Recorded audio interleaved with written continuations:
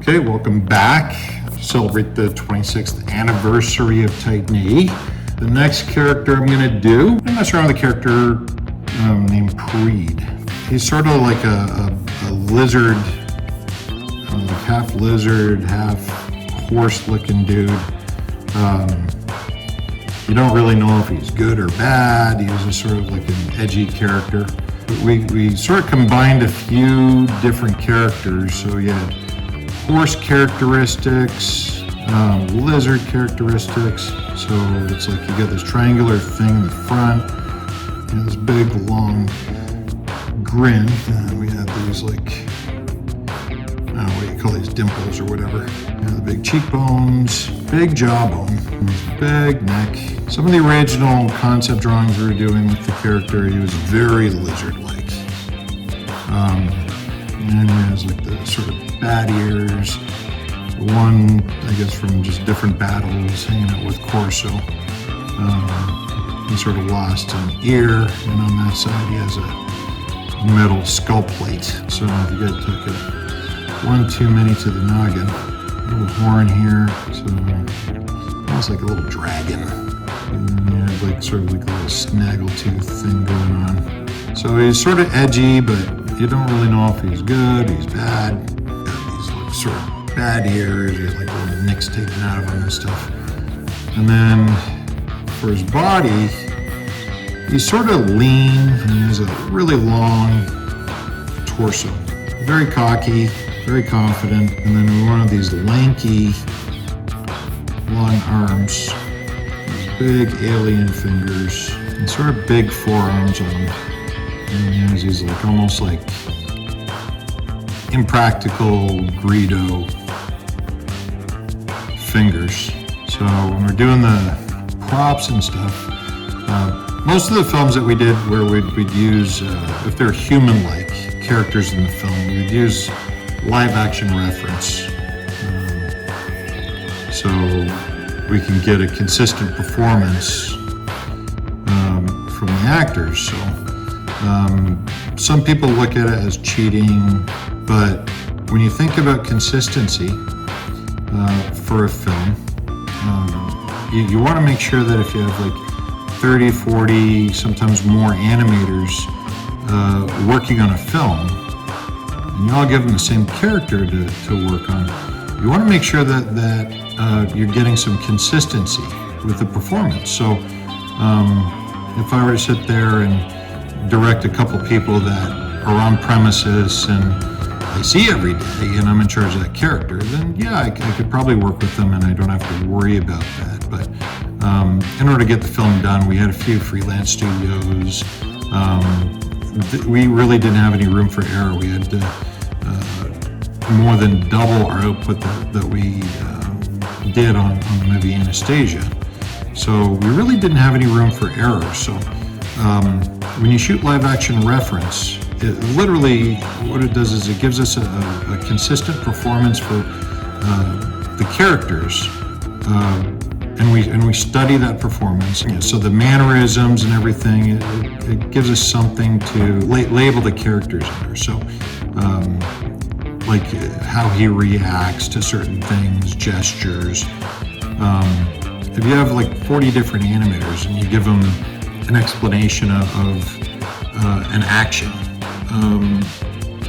they're all going to do something different. They're going to take their life experience and they're going to say, well, this is how I would react and stuff.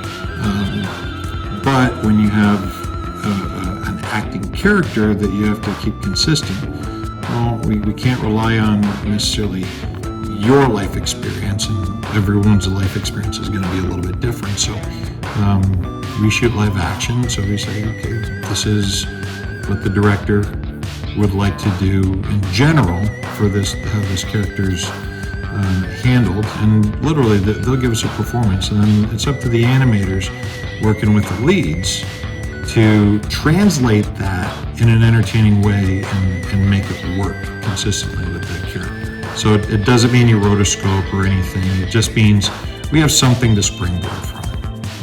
It's two different aspects when we're working on a film. and animating. One is the animation, how the movement is, and then the other is the drawing and the draftsmanship of the character. So here, obviously, I'm doing just a drawing. So I'm mainly here thinking about the draftsmanship part of these characters right now. But when we're animating, we break these down to construction. And then we animate, move the characters around and stuff. And at that early stage, literally all we're thinking about is the movement. And then the tie down is just coming up with something that was consistent. We actually toned down the Bluethy style of animation on this film because we're going really quickly on this one here. I wanted to do something that everybody, whether you're a junior animator or you're experienced animator, we want to do something that everybody could sort of handle and give a consistent performance. So again, it's like we picked our battles in the design of the film. I wanted to do something more cutting edge, more graphic, like an animated comic book. I wanted the designs to be a lot more exaggerated, but we felt with this, if we went more anatomical and closer to what they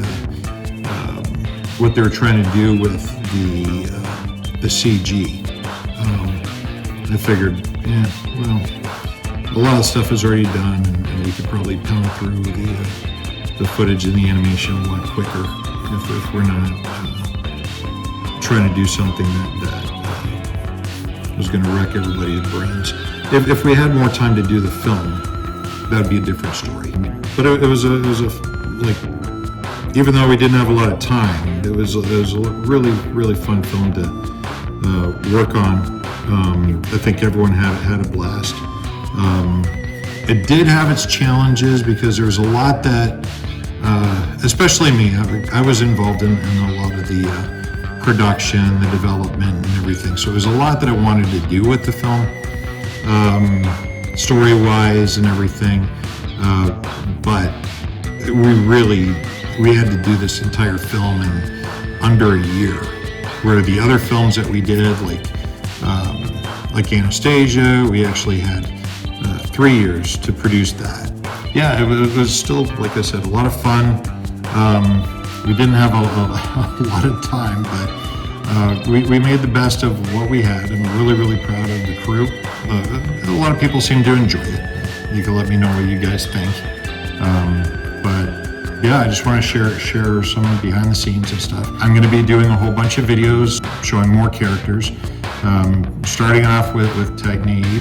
I'm going to do drawings from some of the other films that we worked on over the years, like starting with my career with Don Bluth in Ireland and some of the films we did over there, Fox Animation, and then freelancing for all the studios like DreamWorks, Sony, and Disney, you name it. We're going to post a lot of fun stuff, so keep your eyes open and see you soon.